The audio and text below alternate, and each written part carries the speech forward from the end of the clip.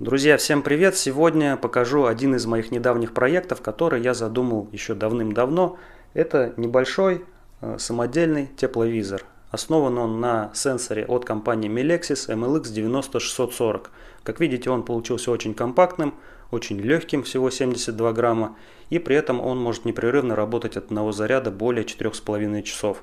И к моему собственному удивлению, несмотря на небольшое в принципе разрешение, он действительно позволяет использовать его по прямому назначению. То есть, например, искать утечки тепла в каких-то строениях, конструкциях или наоборот анализировать нагрев каких-то греющихся объектов.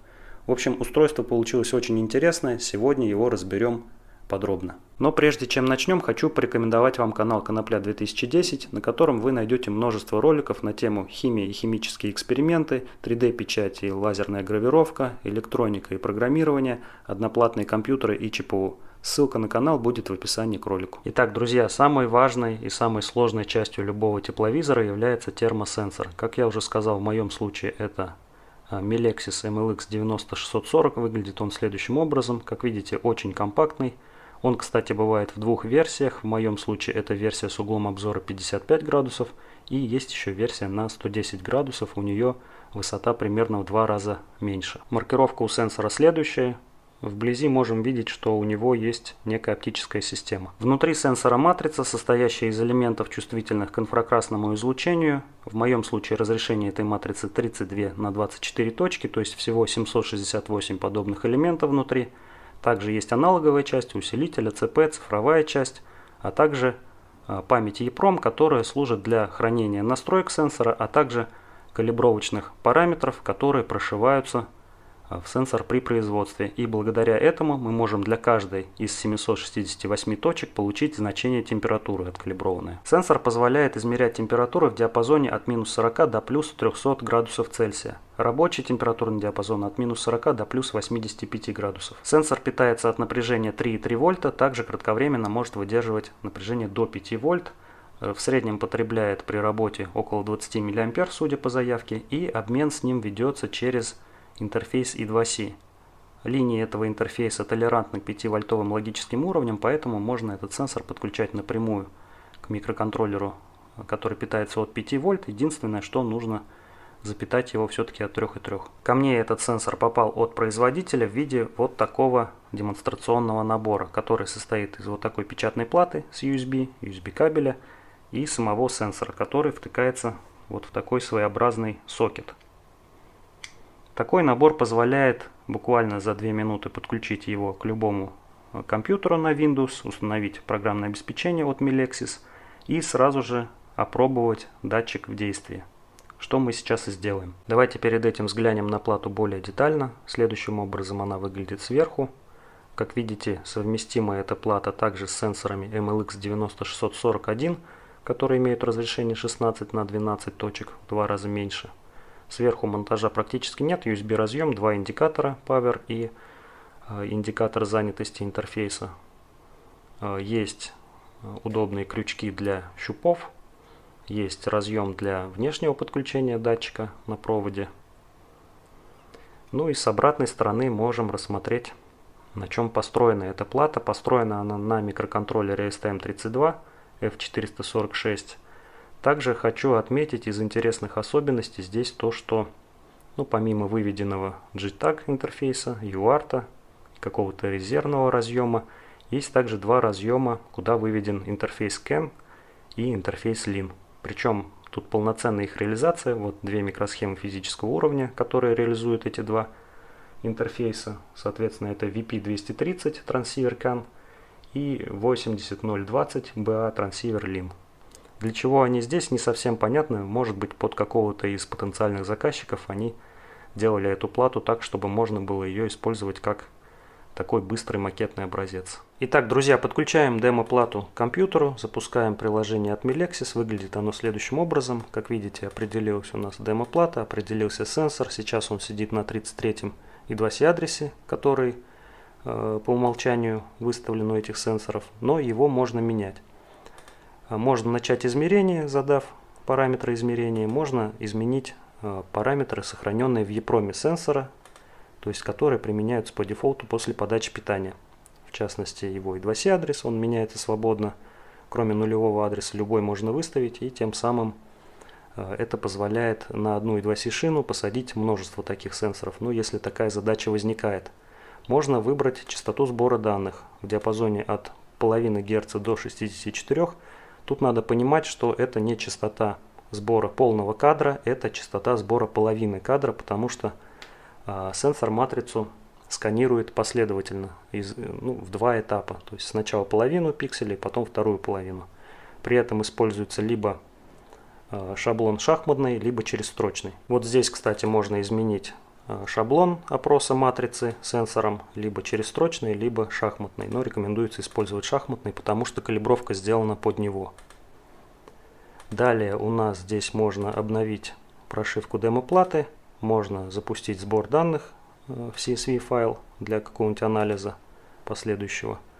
Настройки приложения, автодиапазон по температуре можно зафиксировать. Пока давайте оставим авто. Градусы. Можно отзеркалить изображение. Вот эта функция я так и не понял, зачем. Также есть какая-то отладочная консоль. Итак, давайте вернемся теперь вверх. Здесь у нас есть параметры измерения. Давайте стартанем сразу же с дефолтными параметрами. Вот так выглядит изображение сенсора. Сейчас сенсор направлен в потолок, там нет никаких горячих или холодных объектов. И картинка такая получилась довольно шумная, потому что приложение распределило шкалу таким образом, что дельта от самой горячей до самой холодной точки в кадре составляет всего 2-3 градуса, поэтому такой шум. Сейчас я вношу свою руку в кадр, и вот так она выглядит на тепловизоре. Хочу обратить ваше внимание на то, что при быстром движении мы с вами видим дефект в виде шахматки. Это как раз дефект, связанный с особенностями сканирования сенсором своей матрицы по шаблону шахматки.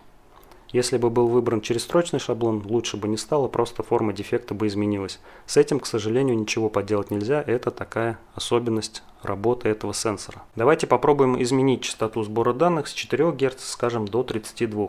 Снова стартуем измерение, снова я подношу руку. Как видите, руку видно, но картинка стала очень сильно зашумленной. Если мы с вами заглянем в документацию, то окажется, что частота сбора данных напрямую влияет на шум пикселей. Зависимость примерно следующая, грубо. Шум увеличивается на 0,1 градуса с каждым герцем частоты сбора данных. То есть на 32, на 64 герцах легко можно получить до 5-6 градусов шума. И в принципе, это можно сказать, для тепловизора неприемлемо такой шум иметь, но зато это позволяет использовать этот сенсор, скажем, в каких-то технологических системах, скажем, если задача состоит в том, чтобы определить местоположение какого-то горячего объекта, не то что горячего, а у которого дельта с окружающей средой большая. В этом случае, скажем, на какой-то технологический участок поступает объект с температурой 100-150 градусов, там этот шум в 5 или 6 градусов, в принципе, роли не сыграет. Для тепловизора я использовал именно 4 Гц. На мой взгляд, это такой оптимальный параметр. В принципе, тепловизору не критично высокая частота обновления. При этом шум на вполне приемлемом уровне. Но картинка, как видите, все равно не выглядит привлекательно, поэтому нужна некая постобработка. Здесь в приложении можно выбрать несколько фильтров. Но, честно говоря, все эти фильтры влияют очень слабо. Я бы сказал, что применять их вообще особого смысла не имеет. Но влияет сильно интерполяция. Можно сильно сгладить картинку. При этом, конечно, новой информации полезной не появляется, но картинка выглядит намного лучше. Давайте, скажем, по максимуму сделаем интерполяцию. Снова запускаем измерение. И вот уже гораздо более гладкая картинка. Вот так выглядит моя рука. Мне все равно не нравится, как в этом приложении работает автоматическая шкала. Не должна она делать дельту такой маленькой. Это приводит, опять же, к шуму. Чуть позже покажу, как я реализовал этот алгоритм. Там картинка выглядит значительно лучше. Кстати говоря, шум термограммы зависит еще от нескольких факторов, в том числе от температуры измеряемого тела. Чем ниже температура объекта, тем выше шум. Это физические свойства инфракрасного излучения. Кроме того, у модели сенсора с с узким углом обзора в 55 градусов, как у меня, шум почти в 2 раза выше, чем у широкоугольной модели с углом обзора 110 градусов. Также пиксели по краям кадра являются более шумными, чем пиксели в середине кадра. Это влияние оптических свойств линзы. Следующим компонентом тепловизора будет вот такая вот плата. Это один из вариантов плат из серии TTGO, конкретно эта плата TTGO T4. Вот таким образом выглядит, миниатюрно, имеет дисплей, кнопки. Вообще в серии достаточно много интересных плат, я рекомендую всем их посмотреть. Все или большинство плат построены на ESP32, как правило имеют контроллер заряда, как правило имеют дисплей, цветной либо монохромный. В общем, разные есть варианты по разным ценам. Конкретно вот эта модель, адекватный ценник на нее где-то от 16 до 20-22 долларов. Иногда они пропадают из продажи, остаются только дорогие варианты.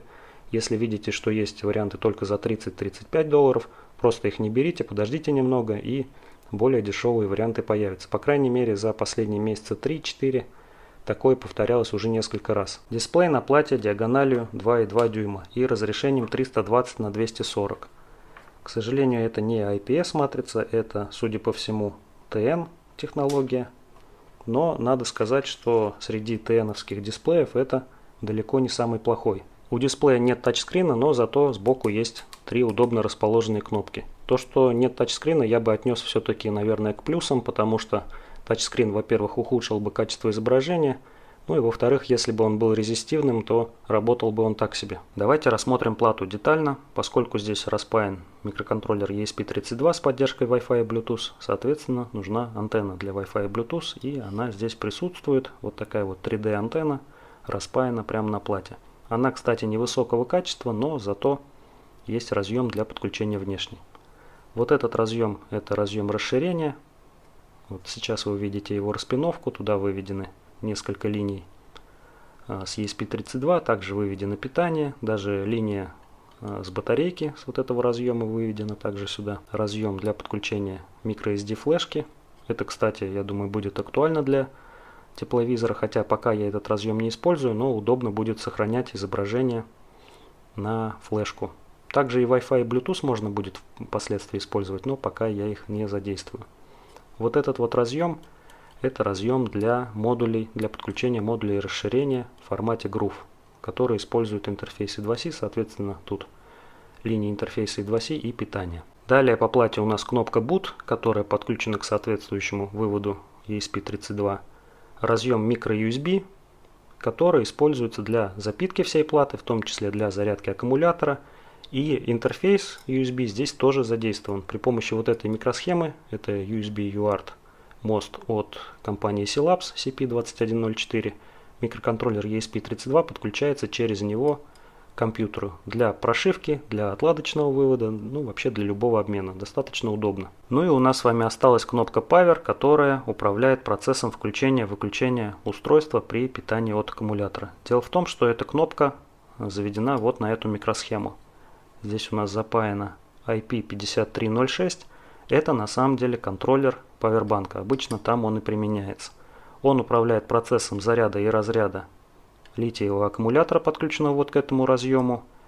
То есть защищает его от перезаряда, от переразряда.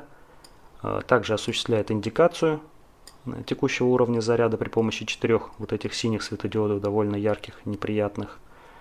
И еще одной его функцией является включение-выключение питания всей платы. Дело в том, что он генерирует на свой выход 5-вольтовое напряжение, которое далее поступает вот на этот стабилизатор на 3,3 вольта, и от него уже питаются все микросхемы. То есть он является контроллером питания в данном случае всей платы, и управление реализовано следующим образом.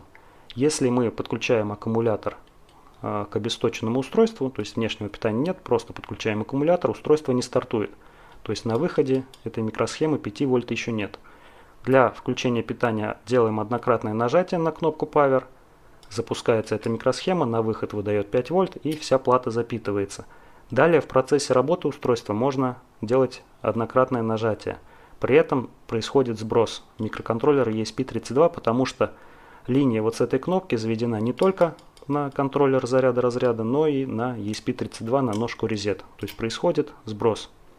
Если же при включенном устройстве дважды нажать на кнопку, то вот этот контроллер полностью обесточивает плату.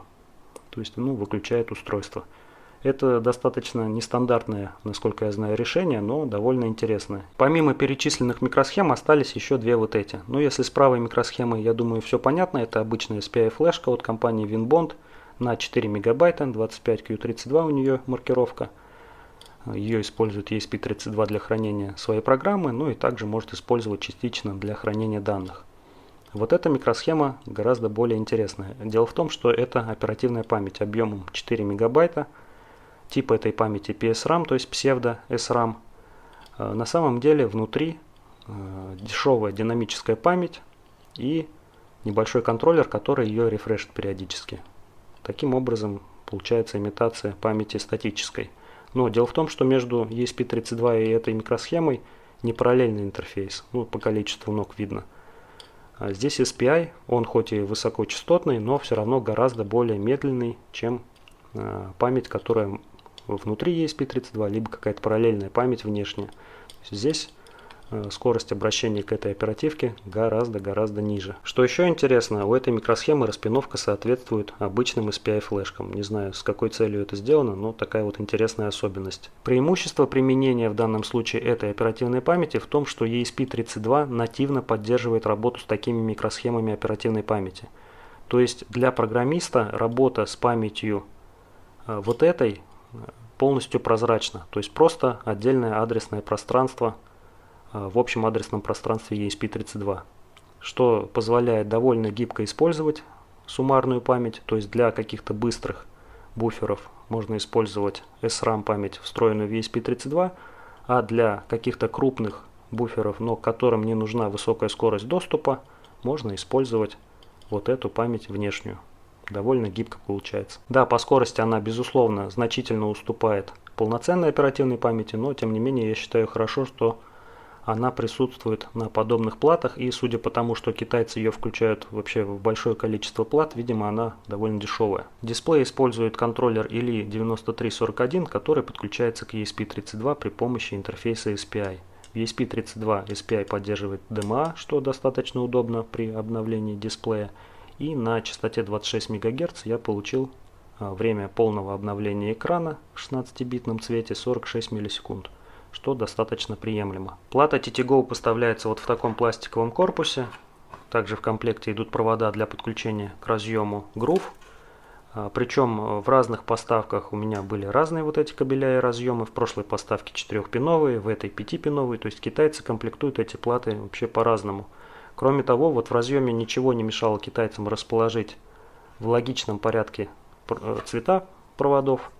Но они вот именно такой порядок выбрали. То есть желтому цвету соответствует 3,3, черному клок и 2-сишный, красному земля. То есть ничего не мешало просто по-другому расположить провода в разъеме. Причем, вот две платы такие пришли, в обеих платах вот такая распиновка.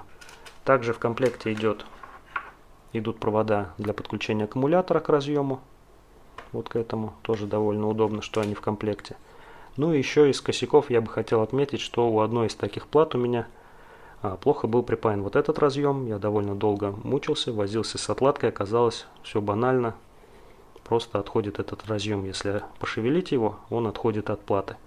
Также из косяков способ крепежа дисплея. Вот в конкретно этом исполнении он приклеен на такой толстый скотч. В прошлой поставке он был приклеен на тоненький скотч, и это было проблемой, потому что, вот, например, у разъема Groove контакты, как правило, торчат, и дисплей с этой стороны оттопыривался. Когда я попытался его полностью отклеить, оказалось, что скотч довольно мощный, и он крепит дисплей за подложку. А подложка тонкая, пластиковая, и, соответственно, когда пытаешься ее отклеить, зачастую она деформируется.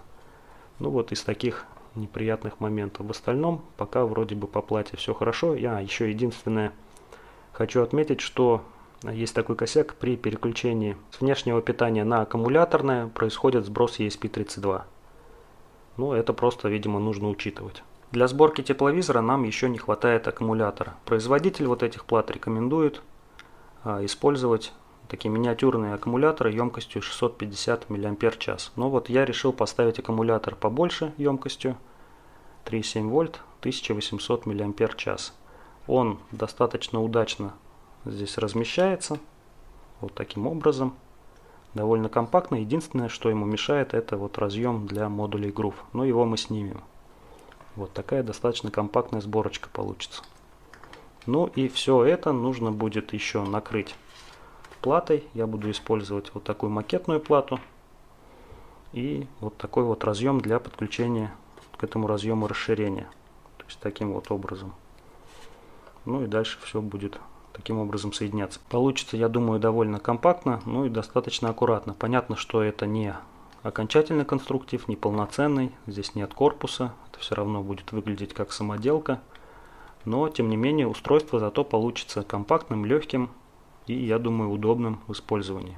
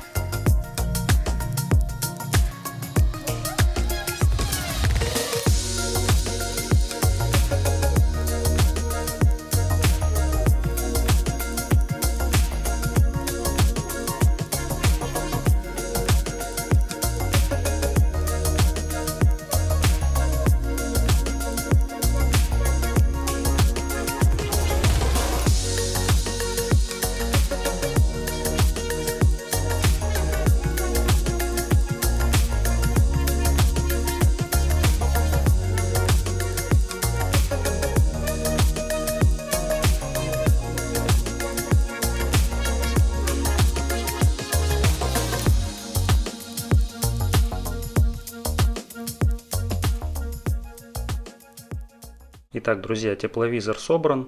Вот так он выглядит. Включается, как я уже говорил, однократным нажатием на кнопку Power. Процесс инициализации отображается в виде такого подобия консоли. То есть, если какие-то есть неисправности, например, датчик не найден, то в консоли вы увидите соответствующее сообщение и произойдет перезагрузка. После успешной инициализации мы попадаем в основной режим работы тепловизора. Ну и сейчас продемонстрирую, что он в принципе работает. Сейчас не очень удобно демонстрировать, потому что достаточно узкий угол у сенсора и приходится объекты размещать достаточно далеко. Но чуть позже я вам покажу реальные примеры его использования. Там будет все нагляднее. По интерфейсу основного режима тепловизора. В верхней части это заголовок. Здесь также выводится частота сбора данных. В данном случае это частота сбора половины кадра термограммы. В правой части есть индикатор уровня заряда аккумулятора вот этого синенького. Измерение реализовано при помощи резистивного делителя на зеленой плате. То есть с разъема расширения берем плюсовой контакт аккумулятора, он здесь присутствует, и при помощи резистивного делителя заводим уже поделенное напряжение на вход АЦП. Опорное напряжение АЦП у ESP32 1,1 вольта, но перед входом АЦП внутренним присутствует еще программно задаваемый уровень затухания. То есть это позволяет на входы ESP32 подавать напряжение вплоть до напряжения питания АЦП, то есть 3,3 вольта. Чуть ниже у нас сама термограмма. Это проинтерполированная картинка, то есть между каждыми двумя пикселями сенсора добавлено еще 8 промежуточных точек, которые рассчитаны при помощи обычной линейной интерполяции. В центре картинки есть такой своеобразный прицел. Он, кстати, вместе со значением температуры отрисован с тенью, то есть это позволяет видеть его и на полностью белом участке экрана, и на полностью черном.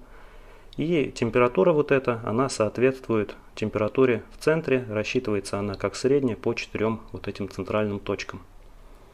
Ну и как видите, достаточно удобно, позволяет измерить температуру при помощи тепловизора. Справа от термограммы выводится цветовая шкала, которая соответствует цветам, отображаемым в термограмме.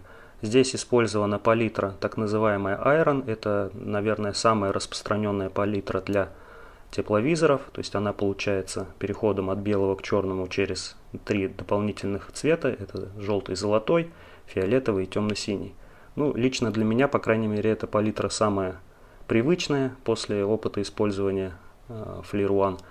Ну и в принципе, я думаю, она многим подойдет под различные задачи. В то же время другие палитры тоже добавить не проблема, сделать переключение, все это легко очень делается. Хочу обратить ваше внимание на то, что верхнее и нижнее значения на шкале, они динамические и периодически они меняются. Алгоритм, который определяет вот эти границы, он делает так, чтобы дельта температур составляла, по шкале, составляла хотя бы 20 градусов. Потому что если она будет составлять там 3-4 градуса, то картинка получится очень шумная, потому что перепадов по картинке будет очень много, дельта очень маленькая.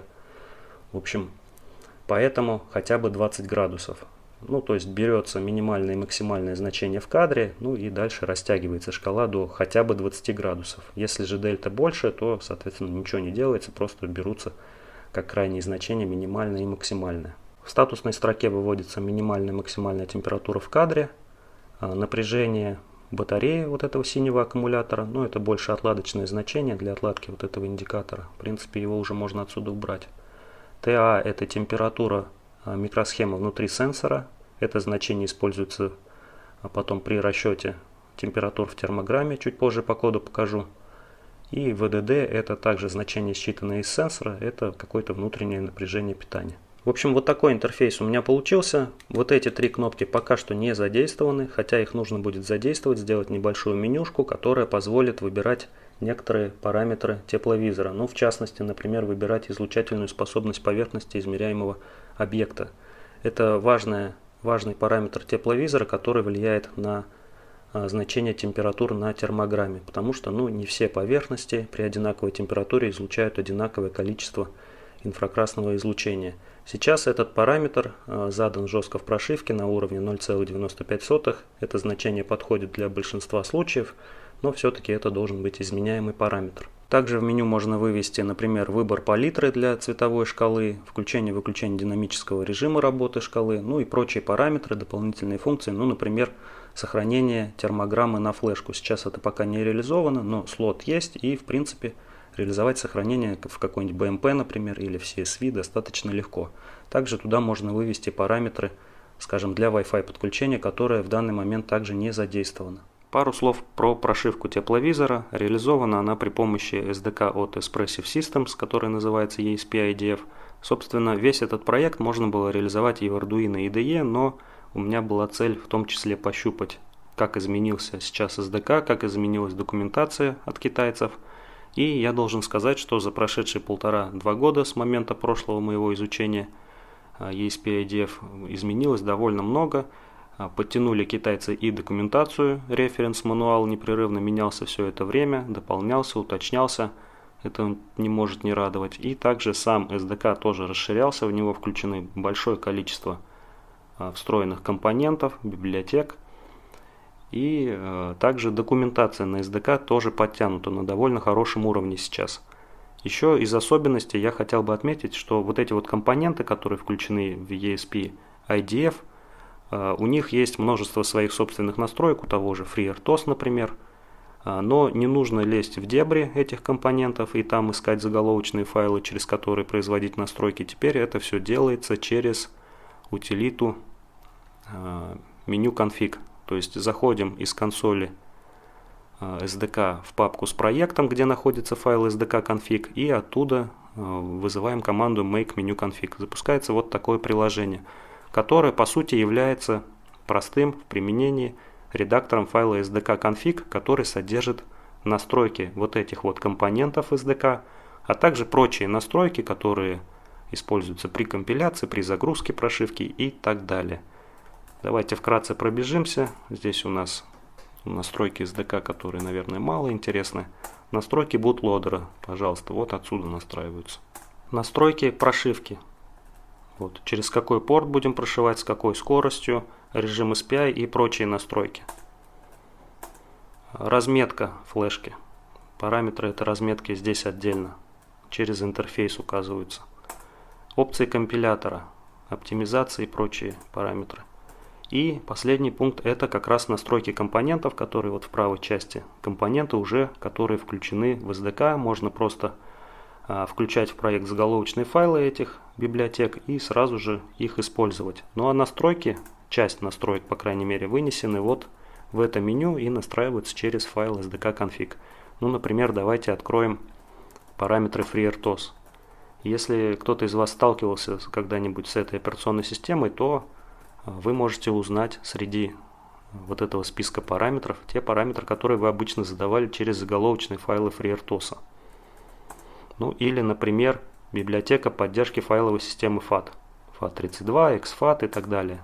Разработки китайского разработчика. Одна из самых известных библиотек для поддержки этих файловых систем. Ну и здесь также ее параметры, которые обычно задавались через заголовочные файлы. То есть все эти библиотеки в свой проект включать уже не нужно. Все они остаются внутри ESP-IDF и под конкретный проект настраиваются через единый файл SDK config при помощи вот этого приложения. Это довольно удобно. Ну и несколько слов по структуре проекта. Здесь у меня выделены отдельные модули под разные функции, в том числе для измерения напряжения на батарейке используется модуль ADC. Ну здесь практически весь код взят из примера из ESP-IDF, из SDK, из примера для работы с АЦП. Далее реализация консоли. Это та зелененькая консоль, которая появлялась при включении тепловизора. Она поддерживает несколько видов сообщений, выводит их разным цветом, ну и также мелкие сервисы содержит, которые обслуживают эту консоль. Далее графическая библиотека. Это та графическая моя библиотека, которая кочует у меня из проекта в проект, там где есть дисплей. Это цветная ее версия, то есть она позволяет выводить форматированный текст заданным шрифтом на дисплей и заданным цветом, выводить, отрисовывать какие-то примитивы, прямоугольники, окружности и тому подобное. В общем, в этом проекте я также ее использовал. Практически в неизменном виде она кочует из проекта в проект. Далее у нас реализация нижнего уровня взаимодействия с дисплеем на контроллере Elite 9341. Код также был позаимствован из ESP-IDF, из примеров. Там для демонстрации работы SPI в режиме мастер есть реализация протокола взаимодействия по SPI с этим контроллером дисплея. Единственное, там реализация была упрощенная, мне ее пришлось немного доработать. Здесь я использую буфер кадра для обновления дисплея. Пробовал сначала взаимодействовать с дисплеем напрямую, но, например, когда я вывожу в центре термограммы прицел с температурой, то видно, как сначала отрисовывается термограмма, а потом прицел. Ну, в общем, при работе с буфером кадра получается гораздо плавнее и лучше. При обмене с контроллером дисплея используется DMA, то есть в ESP32 SPI поддерживает DMA, и 2C, к сожалению, не поддерживает. Но вот при работе с дисплеем это довольно удобно. Отправил буфер кадра в дисплей и пошел дальше работать. Далее у нас реализация протокола взаимодействия с сенсором, с термосенсором от компании Melexis. Библиотека скачана с сайта разработчика, и она написана довольно универсально. Единственное, что нужно доработать под конкретную платформу, это поправить драйвер нижнего уровня, который по сути состоит из трех функций: инициализации 2C, функция чтения набора регистров, там идет чтение по регистру по 2 байта каждый регистр, причем в порядке старший-младший, то есть это нужно учитывать в реализации. Ну и отдельная функция записи одного регистра 2-байтного. Если реализовать эти функции для вашей платформы, то библиотеку дальше можно использовать, вызывая набор вот этих вот функций. То есть после инициализации мы читаем содержимое EEPROM сенсора, достаем из него параметры при помощи вот этой функции, и полученные параметры дальше уже участвуют при расчете. Для того, чтобы достать из сенсора очередной кадр, используется функция getFrameData, и считанные значения передаются на расчет. Либо функцию getImage, это более упрощенный вариант расчета для тех случаев, если вам просто нужна термокартинка, но не важны абсолютные значения температур для каждого пикселя. Можно сэкономить ресурсы вашей платформы. Либо данные могут передаваться в функцию calculate_to, которая уже рассчитывает именно массив с вещественными значениями. Каждое вещественное значение соответствует температуре в каждом пикселе. Собственно, эту функцию я в проекте использую. Дальше у нас реализация палитры. Палитра пока только одна, это палитра Iron. Вот она по ключевым цветам здесь строится интерполяцией на заданное количество шагов. Ну и в принципе через вот этот файл можно здесь кейс расширять и добавлять новые палитры. Ну и остается основной файл main, из которого и начинается выполнение прошивки. Вообще эта процедура appmain вызывается уже из процесса операционной системы FreeRTOS. Из него же можно стартануть другие процессы, нагрузить второе ядро ESP32, например, при необходимости. Пока что все это не используется, все работает в одном потоке, в одном цикле. Ну, логика работы тепловизора, в принципе, это позволяет сделать, хотя есть что распараллелить в будущем. Здесь у нас производится инициализация вся, и далее в одном единственном цикле происходит расчет палитры, если нужно, доставание данных из сенсора. Ну и далее все отображение завязано на этот основной цикл, все расчеты и прочее. Ну и здесь хочу обратить ваше внимание, что в функцию расчета матрицы температур передаются два важных параметров. Это вот эта вот переменная излучательная способность поверхности измеряемого тела. Именно здесь она зафиксирована на уровне 0,95, а вообще говоря, это должен быть выбираемый параметр. И второй передаваемый функцию параметр – это температура корпуса, которая также участвует в расчетах температур матрицы температур. Здесь она берется как температура чипа внутри сенсора минус 8 градусов. 8 градусов – это рекомендуемая поправка компании Melexis для исполнения тепловизора, точнее для установки сенсора на открытом воздухе, как у меня. Если бы был корпус, то вот эту поправку нужно было бы корректировать. По исходнику, пожалуй, все. Здесь есть несколько параметров, которые можно менять. Например, можно отключить интерполяцию вот этим параметром. Можно отключить автоматическую подстройку шкалы, если вам нужно зафиксировать, например, шкалу. Ну и вроде бы все по исходнику на данный момент. Также хотел бы отметить, что вот это вот подключение сенсора можно было упростить. Дело в том, что я совсем забыл про особенности ESP32, благодаря которой можно линии внутренние аппаратных интерфейсов назначать на любые, практически на любые внешние линии микросхемы. И вот это подключение, вот эти провода можно было убрать, потому что здесь я пытался подключиться именно к тому разъему, куда по задумке выведены 2C, но можно было и 2C просто программно переназначить на линии разъема расширения и вот это подключение проводов осуществить вот к этому разъему. Это дало бы полностью разъемную конструкцию при помощи одного лишь разъема без пайки. Но я вспомнил про эту особенность только когда уже собрал тепловизор. В принципе, в дальнейшем нужно будет это подключение, наверное, переделать. Еще хотел бы прокомментировать наличие вот этих емкостей по питанию сенсора. Вот эти две емкости 100 нанофарад и 1 микрофарад, они взяты из рекомендаций из документации на сенсор. Изначально их не было, и это приводило к довольно неприятному дефекту. Появлялись на экране такие вертикальные яркие полосы, то есть периодическое увеличение температуры. Причем они не смещались ни по горизонтали, ни по вертикали. Но я поначалу думал, что это какая-то наводка от источника питания платы TTGO. Пробовал запитывать сенсор от линейного стабилизатора, пробовал даже от батарейки запитывать. Эта проблема не уходила. После того, как я запаял вот эти две емкости, стало гораздо лучше.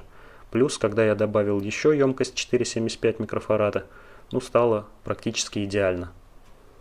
Вот такой маленький нюанс есть. Друзья, на этом на сегодня у меня все. Я надеюсь, вам этот проект понравился. Буду рад, если появятся люди, которые захотят повторить эту конструкцию, возможно, в чем-то ее доработать, усовершенствовать, программно или аппаратно. В любом случае, благодарю вас за просмотр видео до конца. Как всегда, всем желаю удачи и успехов. Всем пока.